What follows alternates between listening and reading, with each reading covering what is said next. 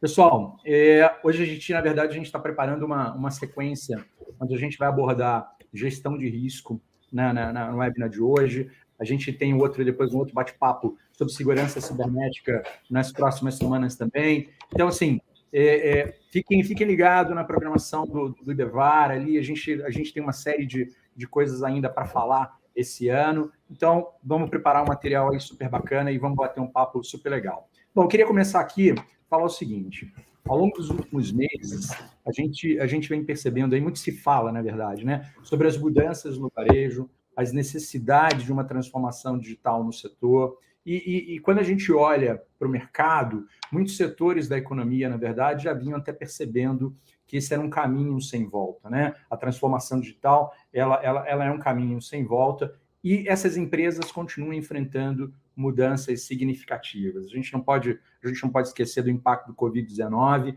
que adicionou novos desafios a todos esses existentes que a gente vem percebendo. Mas, na verdade, também, em paralelo a tudo isso, trouxe à tona a urgência de não só discutir gestão de risco, também como mitigar esses riscos e evitar possíveis danos à marca e o negócio. Ontem eu tive o privilégio, a oportunidade, no Fórum de Cibersegurança, onde eu participei de um painel, eu comentei o seguinte, né? As restrições, na verdade, levaram as empresas à adoção do home office.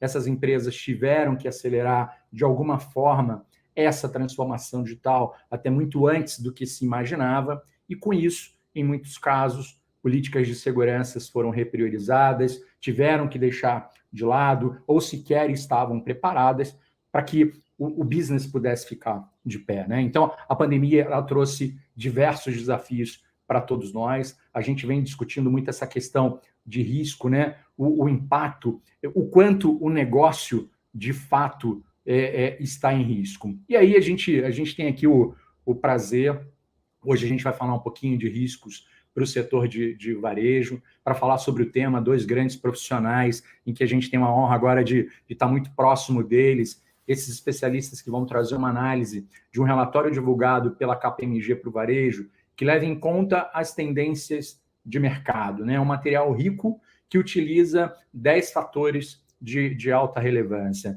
Então, a gente vai ter com a gente aqui o Luiz Navarro, com mais de 30 anos de experiência, ele é sócio-diretor de gestão de riscos da KPMG Brasil. Navarro, boa noite, seja muito bem-vindo ao IBEVAR, seja muito bem-vindo ao Comitê de Tecnologia e Inovação. Boa noite, Lúcio. Boa noite a todas, boa noite a todos. Vamos passar um pouquinho aqui, né? Vamos passar um pouquinho aqui a nossa experiência, passar um pouquinho aqui o que a gente vem fazendo de gestão de riscos, principalmente no varejo, né? O varejo vem se transformando bastante e toda transformação, toda decisão tem um risco,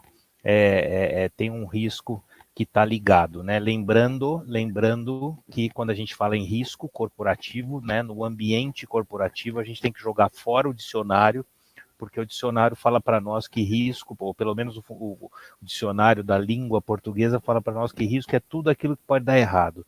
Na verdade, risco não é só tudo aquilo que pode dar errado, mas sim oportunidades que a gente pode não estar percebendo. Volto com você aí, Lúcio. Maravilha. E o Sandro Silva, também com quase 30 anos aí de experiência, ele que também é sócio de Risk Advisory Solutions da KPMG Brasil. Sandro, mais uma vez aí, boa noite, obrigado aí por ter aceito o nosso convite. Muito obrigado, Lúcio. Boa tarde, boa noite já a todas e a todos, né? É um prazer estar presente aqui também, né? Eu Luiz Navarro. Acho que gostei bastante da introdução do Lúcio, né? Da parte da importância hoje da parte de riscos, né? Né, Navarro, se a gente pegar esse tema de riscos há 15, 20 anos atrás, acho que o pessoal fala que a gente estava louco para discutir esses temas quando a gente olha a estratégia das organizações, né? E hoje a gente nota e tem certeza que é parte integrante do processo de gestão, definição de estratégias, né? É uma parte relevante da tomada de decisão das empresas, né? Então, agradeço mais uma vez a oportunidade e será muito interessante o nosso debate aqui hoje. Maravilha, Sandro. Eu queria começar com uma provocação com você, e eu acho que passar a bola para você agora, né? Acho que você começa a apresentação, mas eu queria já deixar uma provocação aqui, talvez a gente comece a discutir também ao longo da apresentação de vocês, coisa que a gente vem discutindo dentro do comitê, e que eu, particularmente, eu venho defendendo bastante isso, a necessidade que existe hoje no mercado de a gente levar a TI para o centro da estratégia do negócio, né? Quando a gente fala de risco, tem muita coisa que a tecnologia ela acaba suportando tudo isso, mas a segurança, na verdade, ela não é puramente tecnologia, ela também é processo, ela também é pessoas, né, por trás de tudo isso, né? Então, deixo aqui já deixa aqui para a gente poder falar um pouquinho mais tarde. E aí eu queria colocar para você agora, Sandro, por favor, é com você. Obrigado mais uma vez. Não, obrigado mais uma vez, Lúcio. E só adiantando um pouco o que você até comentou, né, concordo plenamente com esse tema, né, com a questão da parte de tecnologia, né, a TI que a gente diz, mas a parte de toda a parte de tecnologia é parte principal, né, da estratégia das empresas. Acho que nos últimos anos, e mais especificamente até a pandemia, acabou acelerando esse processo, né, trazendo essa importância da área, né, que permeia toda a organização, né. Hoje dificilmente você vê um processo, uma atividade hoje que não tem interação, não tem uma importância, não tem um suporte da tecnologia, né, tanto na definição do modelo de negócio, na definição de produto, né, no foco no mercado, no cliente, tudo tem um componente de inovação e de tecnologia dentro desse processo, né. Eu comentei ontem também, desculpa, eu comentei ontem também, que assim, não existe mais negócio sem a tecnologia, da mesma forma em que não existe mais transformação digital sem tecnologia, né? Então, quando a gente começa a olhar tudo isso, uma coisa puxa a outra, né? Exato. E a gente vai ter, depois a gente vai falar um pouquinho do material que foi desenvolvido globalmente pela KPMG, são 10 temas, mas todos conectados, né? Então a gente vai poder ter um debate ali, né, Naval, de como é que esses fatores de risco, que são oportunidades também, interagem um com o outro, eles não são separados, né? Eles são integrados, né? E então acho que vai ser muito interessante esse debate aqui, né? Esse tema. E estamos ansiosos. Legal. Eu aproveito aqui, acho que, né, Naval, a gente vai ter uma apresentação, né? Um material para a gente falar um pouquinho da contextualização de riscos, né? Sim, Sandro. Legal. A gente vai passar aí o material. Falar um pouquinho de você aí primeiro, Sandro. E aí tá ok. A gente já fez algumas introduções, mas rapidamente, né? Eu sou sócio da KPMG, atuo na área de riscos, auditoria interna e governança corporativa na firma, né?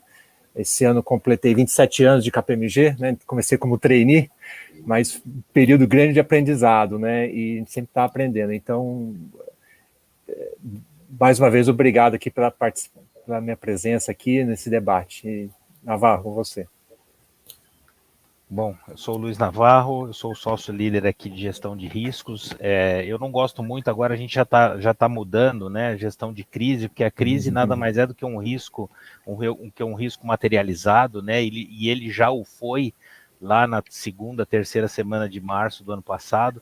Então, agora nós estamos fazendo muitos trabalhos de continuidade de negócios, né? E eu vou falar um pouco disso aqui, mas enfim, né? Tenho alguns anos aí de estrada, alguns anos de KPMG, mas eu também já estive do outro lado.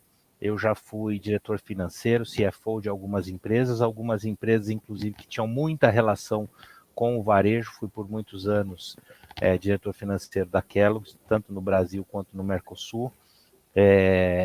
Enfim, né? Fui conselheiro da Associação Brasileira da Indústria de Alimentos e tenho feito muitos trabalhos aí de gestão de riscos, tanto implementando, quanto levando, né, a cultura, quanto também ajudando as empresas de varejo nessa transformação, tá, Lúcio? Eu vou fazer uma breve introdução aqui, mas eu não esqueci da sua provocação, tá? Como eu brinco que eu tenho mais de 100 anos de vida corporativa, né? Eu ando sempre com papel e caneta e eu até já escrevi aqui, a TI para o centro da estratégia do negócio. Então, se a gente puder ir mais no próximo slide, eu gosto de trazer essa provocação que eu costumo dizer o seguinte, né? Não só a pandemia, mas o mundo, né, a evolução, né, a evolução dos dados, a evolução da própria tecnologia, ela trouxe uma complexidade para os negócios, e no varejo essa complexidade ela se dá com mais intensidade, né? Por quê? Porque as decisões do varejo são decisões agile, né? Que a gente fala que são decisões que têm que ser feitas no minuto a minuto, né? Não são decisões que são feitas numa mesa ou numa semana. E o que acontece hoje, né? As empresas se depararam que elas não podem mais, né? Ou até aqui as empresas elas endereçaram os seus desafios como problema. E problema você resolve. Então elas foram crescendo, resolvendo problemas. E por isso, Lúcio, eu vou sempre voltar na sua provocação, porque ela é muito, sem a gente ter alinhado, tá? Mas ela é muito interessante nesses slides que eu vou colocar aqui, né, inicialmente, que eu estou dizendo o seguinte: as empresas, por isso que elas não colocavam TI no centro da estratégia, porque TI, finanças, tal, quando eu resolvo um problema, né, TI, são apoios, são áreas de apoio que muitas vezes as empresas falam assim: isso aqui é o meu back-office, isso aqui não traz isso aqui não traz mais consumo, isso aqui não traz mais nota fiscal, isso aqui não traz mais receita. Mas não, hoje, com a complexidade do mundo, as empresas de varejo, com muito mais rapidez, elas precisam endereçar os seus desafios como risco. Porque risco você não resolve, risco você responde. E na hora que você responde um risco, você pode ver oportunidades. A gente tem um grande caso, né, de uma empresa que todo mundo ainda acha que é uma empresa de varejo, mas ela sempre foi uma empresa de tecnologia e mais uma empresa de dados, que é a Amazon. A maior varejista do mundo, cara pálida, ela não é a maior varejista do mundo. Ela é uma empresa de dados, ela é uma empresa de tecnologia. Por quê? Porque existe lá um dos controladores que que eu arrisco dizer que é um dos maiores gestores de riscos. Aliás, ele começou a carreira dele como gestor de riscos de um fundo hedge em Nova York. Então, ele sempre respondeu aos desafios como risco. Porque risco você responde, você não resolve. E por isso, Luz, que eu digo, quando você responde, você tem que saber aonde está o efetivo valor do teu negócio. E hoje, o efetivo valor do negócio de varejo passa por tecnologia. Então, a gente precisa até jogar fora essa expressão TI, né? Porque TI, pelo menos na época lá que eu era diretor financeiro, né? TI era aquele pessoal que vinha consertar o teu computador ou colocar o cabo, né? O famoso garoto da TI, né? O famoso garoto da TI, que muitas vezes, né? E eu não me furto de dizer que eu também, muitas vezes como CFO, que gostaria de terceirizar ainda por cima. Olha como na época eu olhava risco, né? Não, eu queria resolver um problema.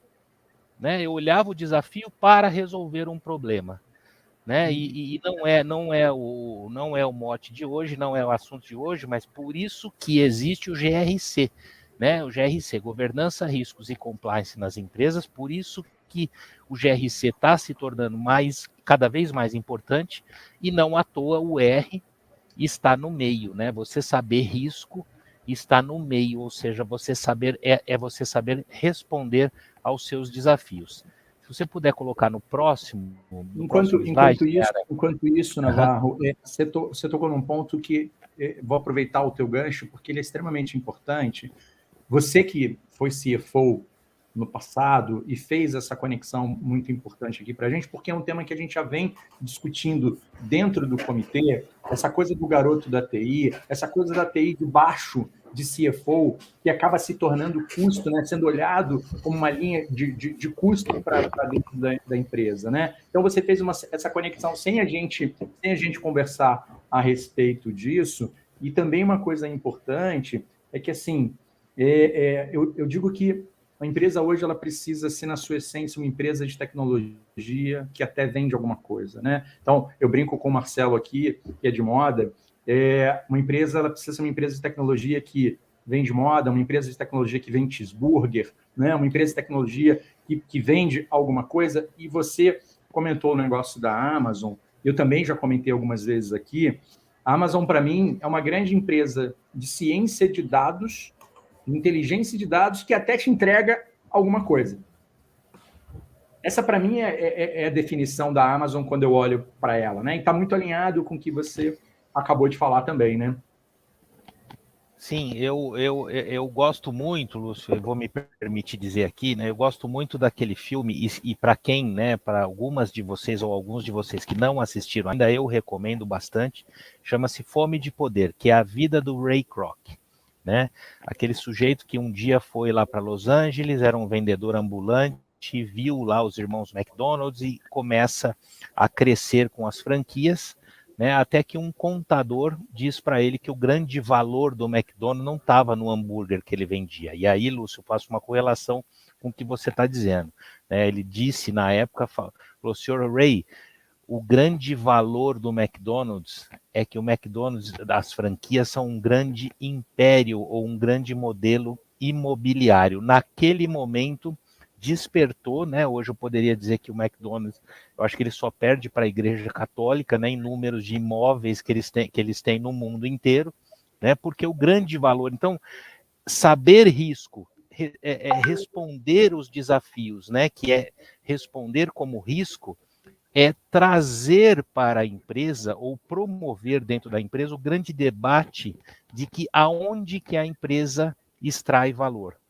Porque, pasme, tem muito CEO, muita CFO, muito CFO que não sabe da onde que vem o grande valor da empresa. E aí eu queria voltar lá nos slides, né, para dizer o seguinte, né, pode ir mais um, que eu acabo resumindo, mais um para frente, que eu acabo resumindo, não, volta, que eu acabo resumindo aí, né, a empresa que resolve os seus desafios como problema, a meta da empresa é resolver. Então, a meta da empresa é o próximo trimestre. E o foco da empresa é gerar caixa. Não que isso não seja importante. Poxa vida, eu já fui CFO, já sentei numa cadeira de CFO. Né? Só que quando eu crio resoluções de curto prazo, né, eu trago mais risco. E quando eu encaro os meus desafios como risco, eu respondo. Quando eu crio respostas, eu crio estratégias, eu crio ações mitigadoras. E o meu grande foco não é só geração de caixa, né?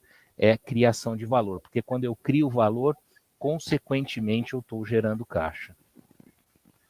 Pode ir um pouquinho mais para frente. Aí a gente faz uma grande definição de riscos, né? Então, como eu já disse, para a gente jogar fora o dicionário, que lá está escrito que risco é tudo aquilo que pode dar errado, risco é a probabilidade de um evento ocorrer. Esse evento pode trazer uma oportunidade.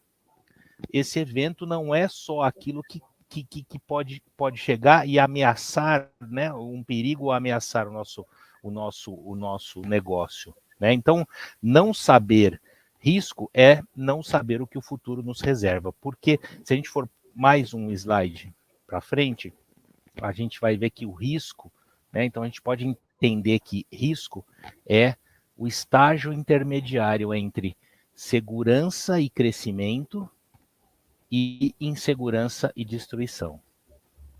E aí a gente passa, né, eu vou pedir para o Sandro me ajudar aqui, a gente vai passar pelos temas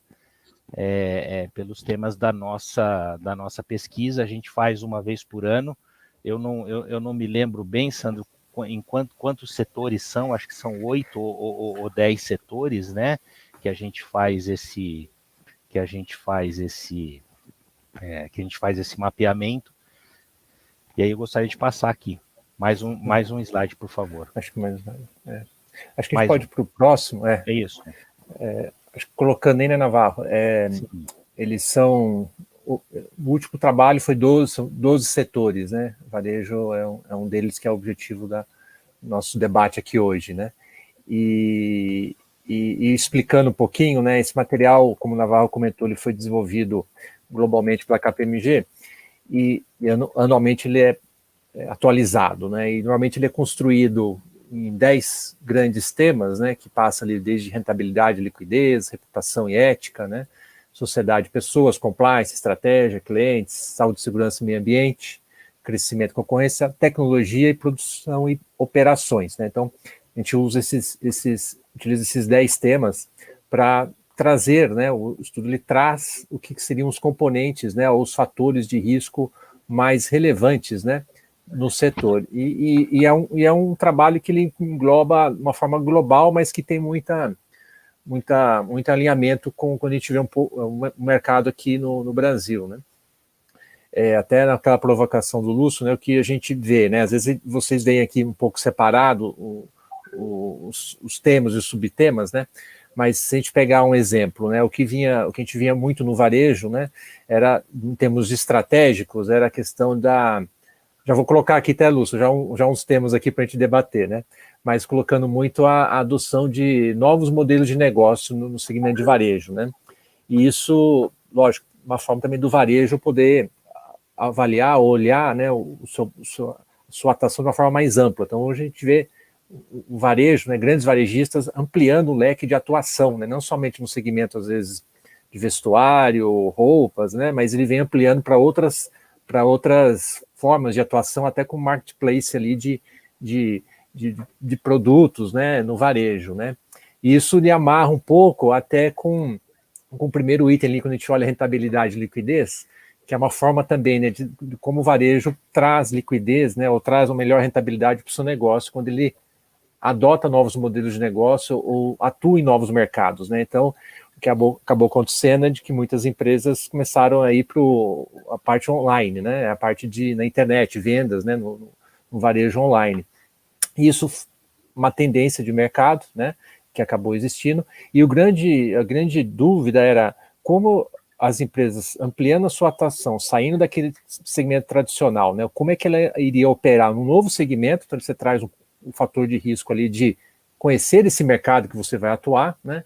E também atuando no novo ambiente, né? Saindo do ambiente físico e indo para o ambiente virtual, né? Porque é um ambiente totalmente novo. Então teve muitas lições aprendidas, né? No varejo, né? O setor financeiro ele já tem uma abordagem mais de tecnologia e mais uma forma, digamos assim, virtual, né, online, mas o varejo acabou correndo um pouco atrás dessa tendência, né. Mas lógico que as estruturas de negócio, né, do setor também tiveram que se adaptar, né, com os processos, com as atividades. Isso você também traz novos fatores de risco, em termos de pessoas, né? Vou só amarrar aqui, né? Porque questão de gestão de pessoas, como é que você vai ter pessoas qualificadas, né, para atuar no novo modelo de negócio, no novo ambiente, né, não só o físico, mas o online, né? E como é que você treina ou você contrata esse nível de perfil de profissional que às vezes não existe no mercado, né? Você vai ter que às vezes ou treinar ou tentar identificar alguém com skill específico, né? E terminando esse primeiro tempo, a gente até, for o caso, fazer um debate, acabou surgindo o quê? Novos componentes de preocupação, digamos assim, né? Mas que também pode gerar oportunidades, né? Então a gente olha a questão da pandemia, né? Que é até um item do material. Então a pandemia acabou acelerando muito dessas atividades, né? Dessas ações estratégicas das empresas em procurar novos mercados, ir para o ambiente não físico, né, online. Então, quer dizer, né, Naval, fazendo a amarração que você falou de risco, né, de ser um problema, mas também não ser uma oportunidade, a própria pandemia trouxe oportunidades para certos setores, por exemplo, o varejo, né, porque com a função da pandemia, todos esses eventos acabaram sendo acelerados, né. E aí o último componente bom, se eu estou no ambiente virtual, interagindo com clientes, né, aumentando o meu negócio, entrou um pequeno componente ali regulatório, né, como bons auditores, né, Navarro?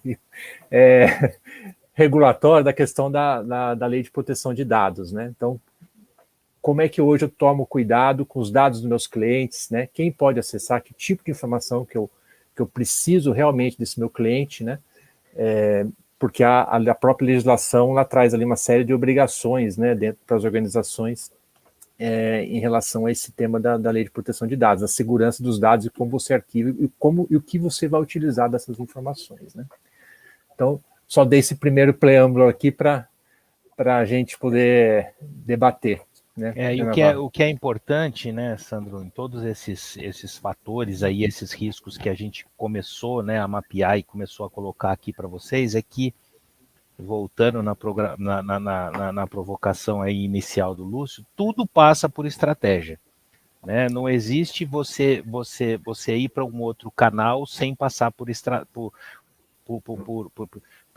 pelo digital, pela tecnologia, né? Tudo passa pela tecnologia, né? Então, você pega assim algumas empresas de varejo que já tinham mapeado o tal do risco, né? O famoso risco, que é um risco do setor, que é o famoso risco perda de receita, de uma certa forma já tinha, tudo bem, ainda estava engatinhando, ainda estava no primeiro grau, tal, mas já em algum momento já estava procurando colocar a tecnologia dentro da estratégia, já estava procurando popular outros canais de atendimento aos clientes. Para quê? Para escalar, né? Para escalar, porque pegando o gancho de novo, né, naquilo que o Lúcio falou, né, eu também vendo, eu também entrego alguma coisa para o meu cliente, mas o que é mais importante para mim é que esse cliente esteja comigo, né, esteja comigo. Né? Vamos lembrar que foi o grande risco, né, ou o risco de eu ter, né, vamos lembrar lá atrás, né, eu sou um pouco historiador, né, depois dos 80 anos de vida corporativa você começa a ficar meio historiador, mas vamos lembrar lá, né, quando a Amazon começou a dar os primeiros passos, né, lá no final da década de 90, teve aquele grande problema, o comecinho, né, dos anos 2000, teve aquele grande problema do petróleo, os caras falaram, nós vamos quebrar, porque hoje nós somos uma empresa que entregamos livros nos Estados Unidos inteiro.